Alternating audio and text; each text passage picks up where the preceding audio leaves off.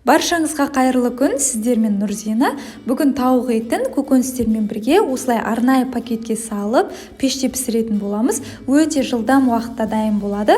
Барлығын тек турап-турап сала салсаңыз болғаны, сіздің дәмі тіл үйретін кешкі асыңыз дайын болады.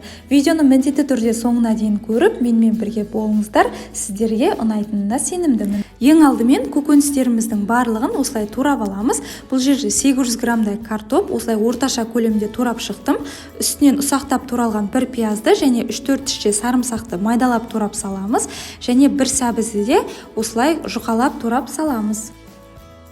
Одан соң кішкене фасольдан да қосамыз, бірақ бұл міндетті емес, қоспай қойсаңыздар да болады. Мен замороженный түрін қостым.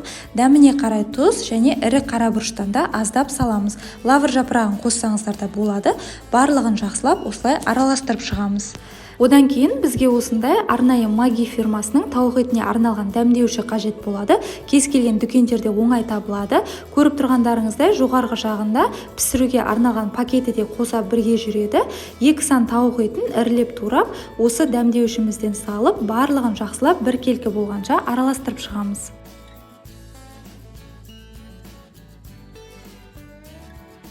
Ендігі кезекте жаңағы пісіруге арналған пакетімізді алып, осылай ашып, жақсылап жазып аламыз. Пакеттің ішінен қазір аузын бууға арналған осындай кішкене ремені шығады. Ең алдымен пакеттің ішіне шамамен 30 грамдай сары майдан саламыз. Одан кейін жаңағы турап алған көкөністеріміздің барлығын салып шығамыз. Көкөністерден кейін ірілеп турап алған тауық етімізді саламыз.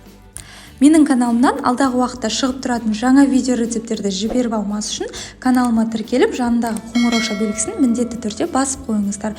Барлығын осылай салып шыққаннан кейін пакеттің аузын жақсылап қысып, жаңағы кішкентай ременмен бекітіп аламыз. Қазір пісу барысында пакет жарылып кетпес үшін зубочистканың көмегімен осылай 3-4 жерінен тесіп шығамыз.